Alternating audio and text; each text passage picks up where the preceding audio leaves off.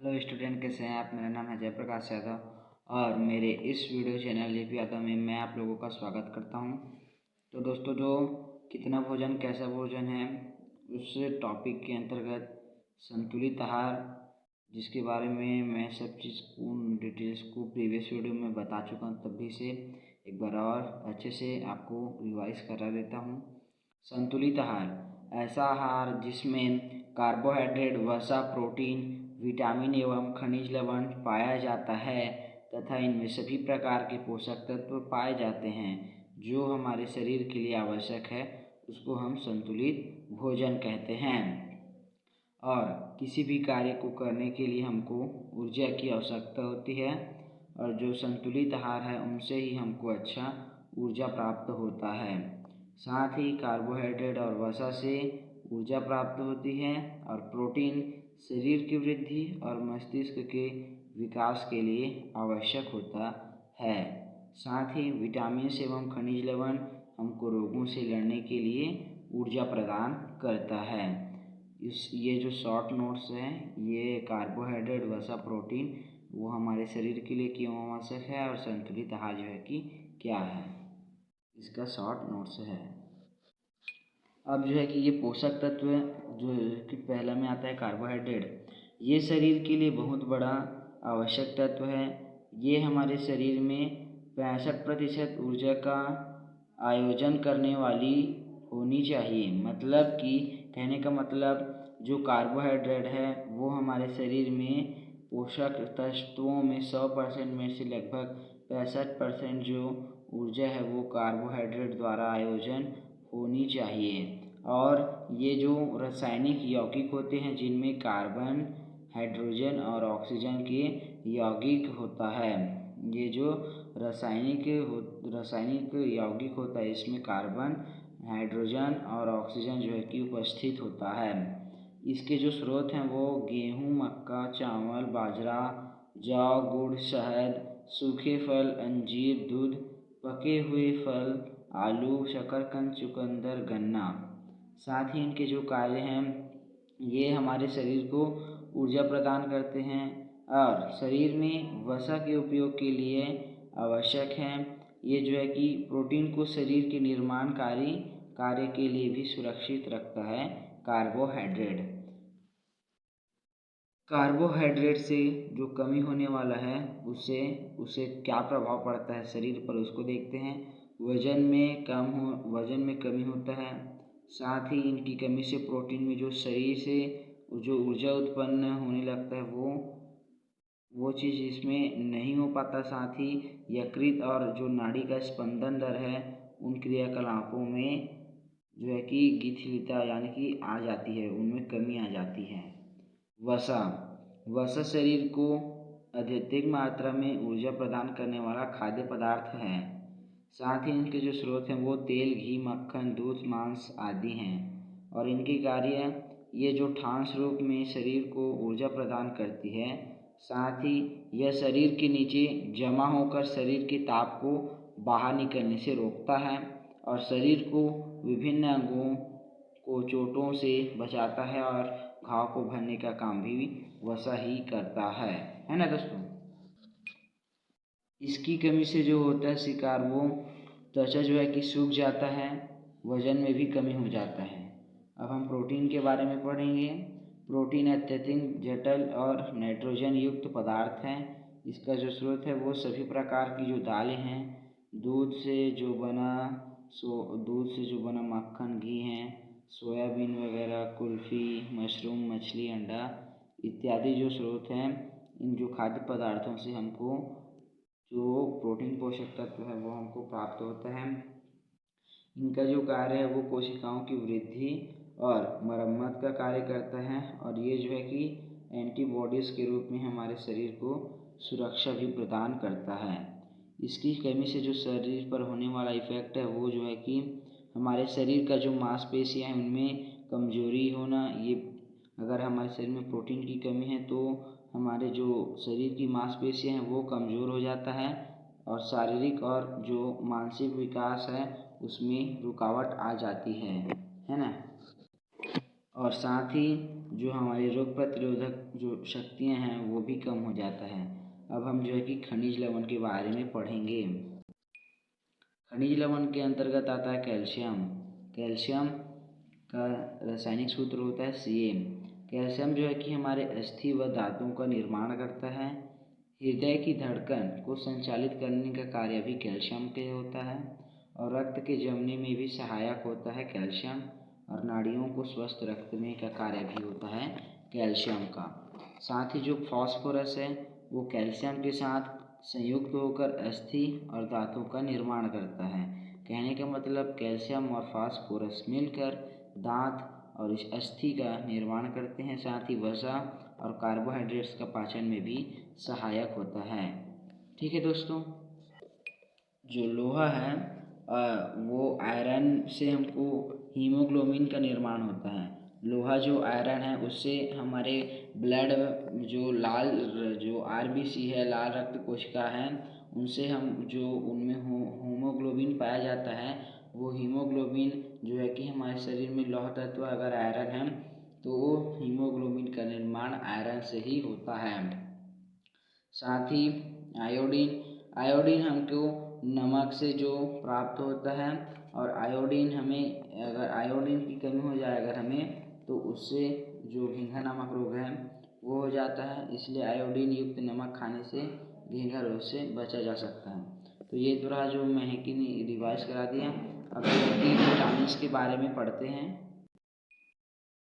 ये जो सारणी है इस सारणी को आप ध्यान से देख लीजिए।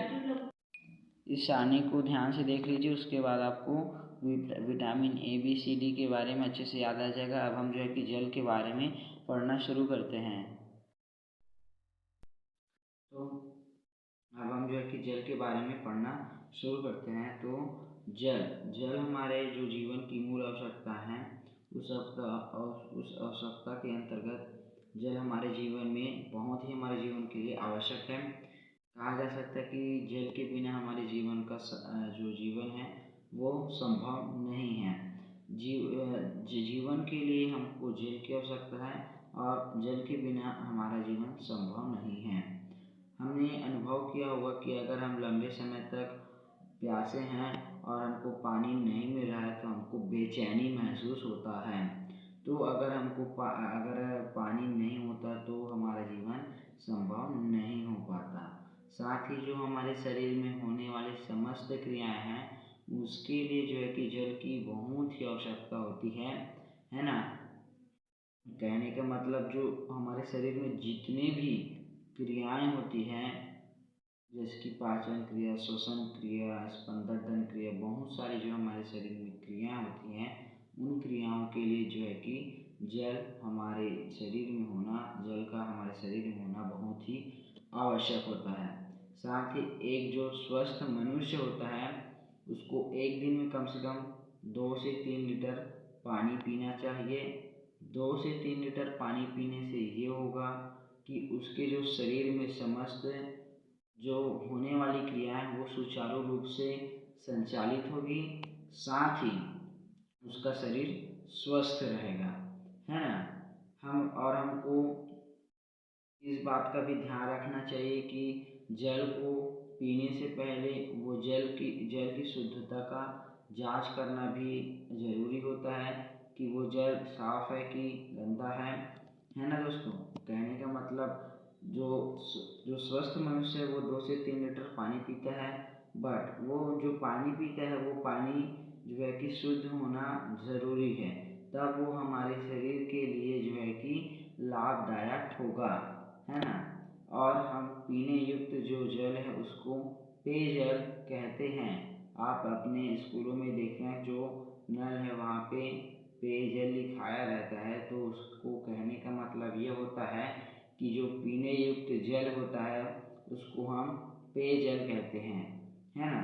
अगर जो पानी गंदा है और उसको पीने योग्य बनाने के लिए जो भौतिक और रासायनिक विधि है उनको हम देखते हैं। तो घरों में हम जल को उबाल कर पीते हैं, है ना। जिसके यहाँ जो फिल्टर होता है, कैंडल फिल्टर, वो नहीं होने के कारण वो जल को उबाल कर पीते हैं। उबालने से क्या होता है कि जो जल में उपस्थित जीवाणु हैं वो मर जाता है। साथ ही कई घरों में देखते हैं कि हम जल को कैंडल जो फिल्टर होता है उसका उपयोग कर उसको छनन द्वारा जो भी जल में जो अद्रव्य पदार्थ है उसको दूर किया जाता है। और ये जो एक विधि है ये एक भौतिक विधि के अंतर्गत आता है। साथ ही जल को शुद्ध करने की सामान्य जो रासायनिक विधि है वो है क्लोरीकरण, है ना।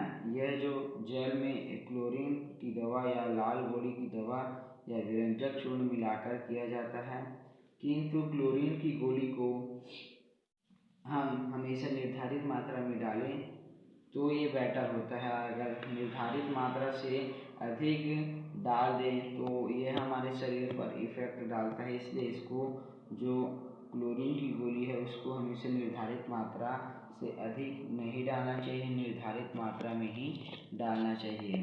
अब हमने तो पढ़ लिया कि जो हमारा जल है वो हमारे जीवन के लिए कितना आवश्यक है और वो हमारे शरीर को सुचारू रूप से चलाने का कार्य करता है, जिसके कारण वो हमारे शरीर के लिए बहुत ही आवश्यक है। साथ ही जल को पीने से पहले उसका जल की शुद्धता का जांच करना भी बहुत ज़रूरी होता है कि वो जो जल है वो शुद्ध है कि अशुद्ध है। साथ ही जो पीने योग्य शुद्ध जल है उसको हम पेयजल कहते हैं, है ना। और जो अशुद्ध जल है उसको शुद्ध एवं पीने योग्य बनाने के लिए जो भौतिक एवं रासायनिक विधि हैं वो निम्न है कि जो घरों होते हैं उनमें हम पानी को उबाल कर पीते हैं, जिससे जो जिनमें जल में उपस्थित जो जीवाणु है वो मर जाता है, जिसके कारण जो है कि जल शुद्ध हो जाता है और हम पीते हैं उसको। कई घरों में क्या होता है कि जल को कैंडल जो फिल्टर होता है उसका उपयोग कर छनन द्वारा जो जल में जो भी अद्रव्य पदार्थ है उसको दूर किया जाता है। ये जो एक विधि है ये भौतिक विधि के अंतर्गत आता है। साथ ही जल को शुद्ध करने की एक सामान्य रासायनिक विधि जिसको हम क्लोरीकरण के निर्माण से जानते हैं, यह जल क्लोरीन की जो गोलियां हैं उसमें जो विरंजक चूर्ण है जिसको हम लाल दवा के नाम से जानते हैं उसको पानी में डाल दिया जाता है और जिससे जो है कि जल शुद्ध हो जाता है।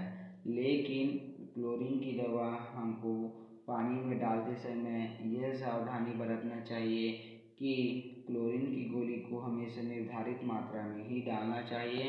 अगर निर्धारित मात्रा से अधिक डाल देते हैं तो वो हमारे शरीर के लिए नुकसानदेह या हानिकारक हो सकता है और साथ ही हमारे शरीर पर इफ़ेक्ट डाल सकता है। अब हम जो है कि जो रुक्षांश है उस रुक्षांश के बारे में पढ़ना शुरू करते हैं। ये थोड़ा जो है कि जल के बारे में आप इसको रोक कर स्क्रीनशॉट कर सकते हैं। जल के बारे में अब हम जो है कि रुक्षांश क्या होता है, किन किन चीज़ों में पाया जाता है उसको आप देखना शुरू करते हैं। तो चलिए दोस्तों देखते हैं। तो दोस्तों अब हम रुक्षांश के बारे में पढ़ना शुरू करते हैं।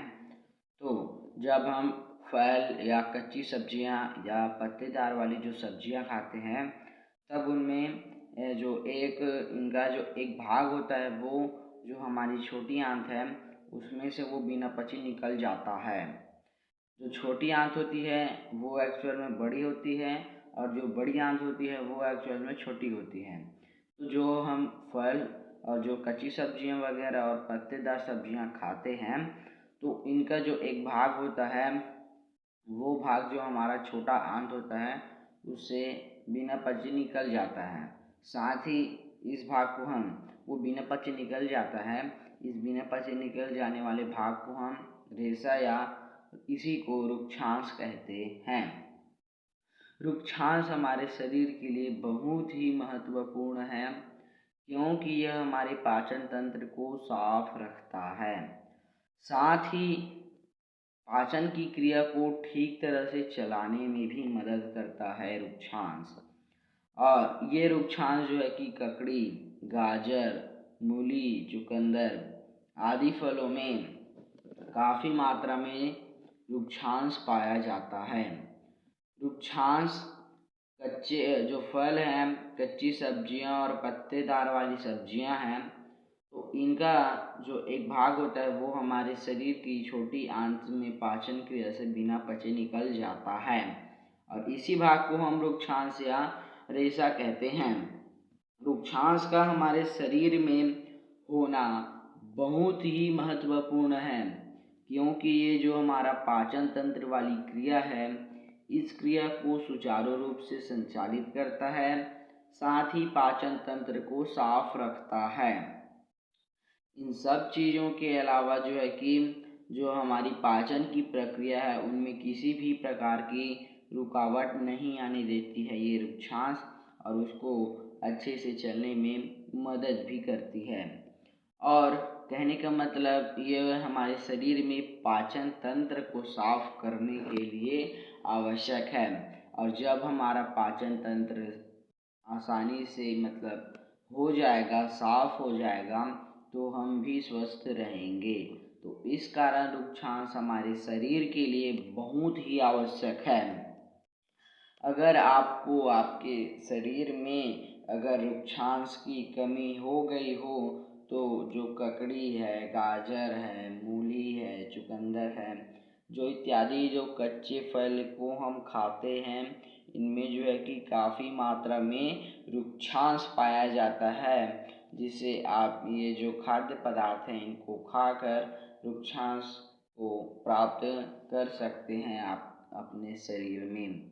तो ये रुक्षांश के बारे में रहा। रुक्षांश जो है कि हमारे पाचन तंत्र को साफ रखता है, और ये जो है कि कच्चे फल, सब्जियां और पत्तेदार वाली सब्जियों में पाया जाता है। साथ ही इसका जो एक भाग होता है वो हमारी छोटी आंत से बिना पचे निकल जाता है, और ये हमारे शरीर को पाचन तंत्र को ठीक से संचालित करने में भी मदद करता है।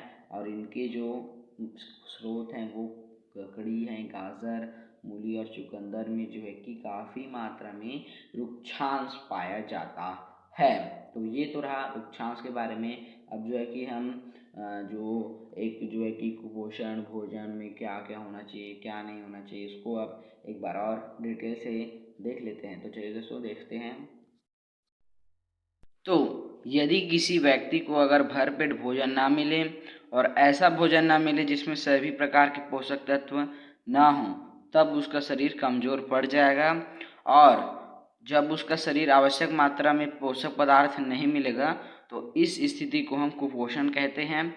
और जो बच्चे होते हैं वे जल्द ही कुपोषण का शिकार हो जाते हैं। इसलिए जो बच्चे कुपोषण का शिकार हो जाते हैं, साथ ही वे उनमें कमज़ोर हो जाते हैं, और वे कमज़ोरी की वजह से जल्दी बीमार भी हो जाते हैं।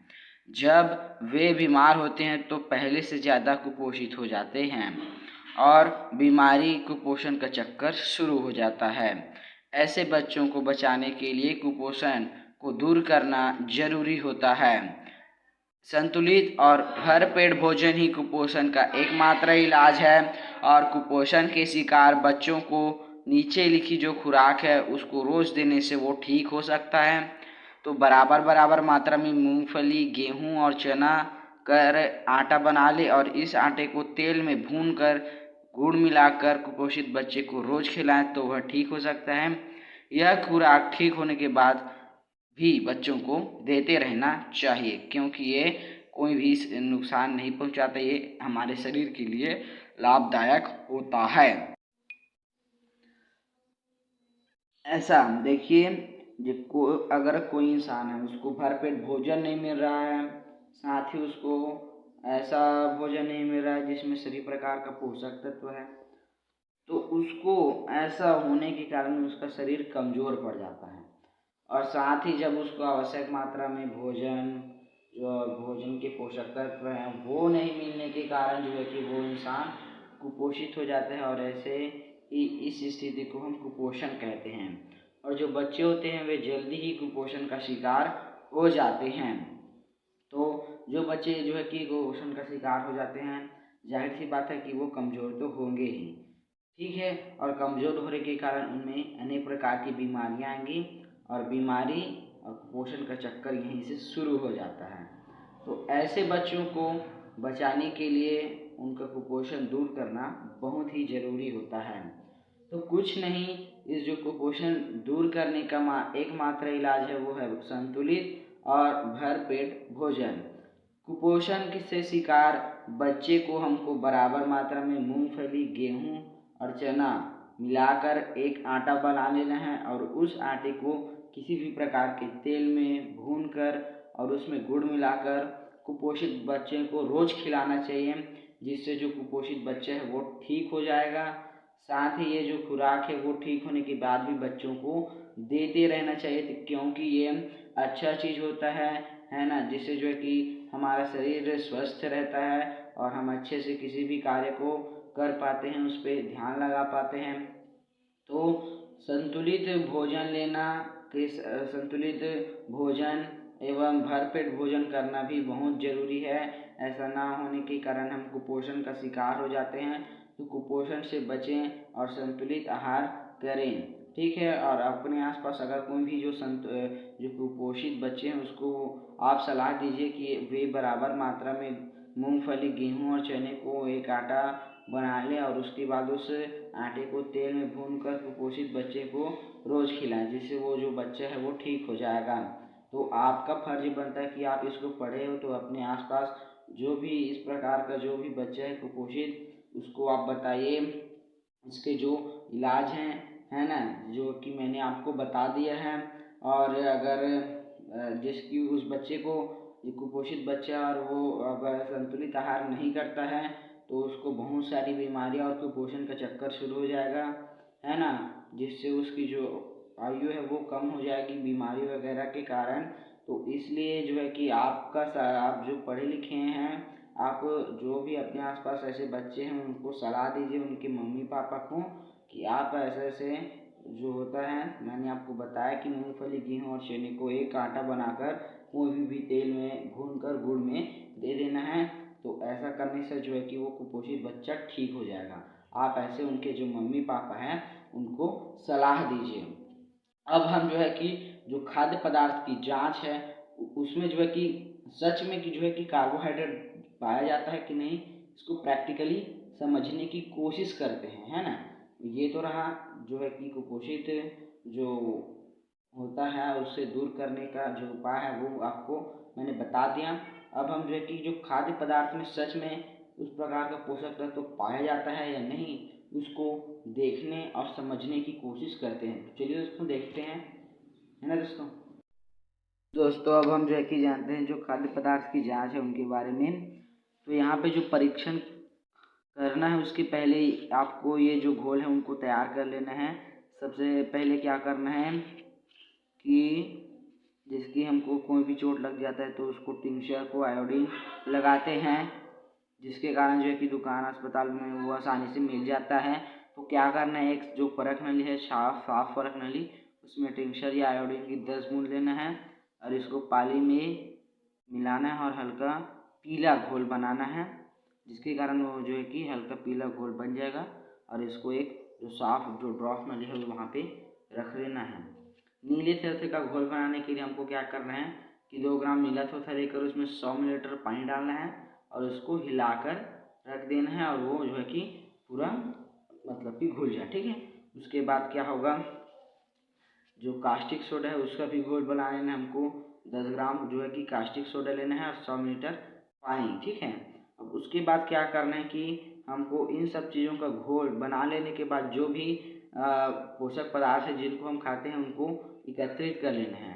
एकत्रित कर लेने के बाद क्या करना है कि जो भी भोजन है उसको आपको लेना है, ठीक है। तो उसके लिए आपको यहाँ पे बताया गया कि जो भी भोज्य पदार्थ है और कागज़ का टुकड़ा, नीले थोथा उसका 2% और कास्टिक सोडा का भी और आयोडीन का विलयन भी लेना है।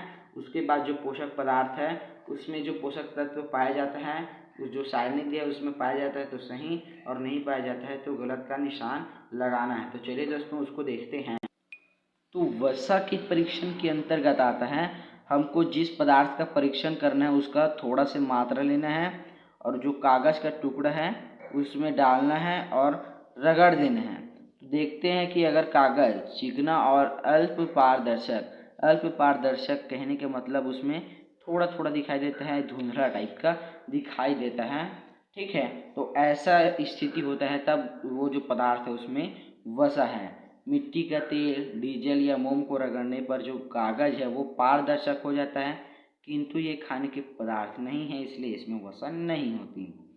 प्रोटीन, जिस पदार्थ का आपको परीक्षण करना है उसका 10 बूंद जो है कि एक परख लेने में ले लेना है, और जो पदार्थ है यदि ठोस है तो उसको थोड़ा सा पीस लेना है, और उसके बाद पानी में उसको घोलकर अच्छे से हिलाकर रख लेना है। और उसके बाद जो है कि जो नीला थोथा का घोल आपने लिया है उसका 2 बूंद और कास्टिक सोडा का 10 बूंद डालकर उसको अच्छे से हिलाना है। और जब वो जामुनी या बैंगनी रंग का हो जाता है तो अब जो भी आपका प्रोटीन जो होता है उसको लेना है, और जो कास्टिक सोडा है और नीला थोथा उसको मिलाना है, और जो प्रोटीन से जो हमको जो पदार्थ है खाद्य पदार्थ प्रोटीन वाला उसको लेना है, और उस सब को मिलाने के बाद अच्छे से हिला देना है। और हिलाने के बाद जब जब जो रंग है विलियन का वो जामुनी या बैंगनी हो जाता है तब आप समझ लीजिए कि उसमें प्रोटीन जो है कि है। अब हम जो है कि कार्बोहाइड्रेट के बारे में जानेंगे।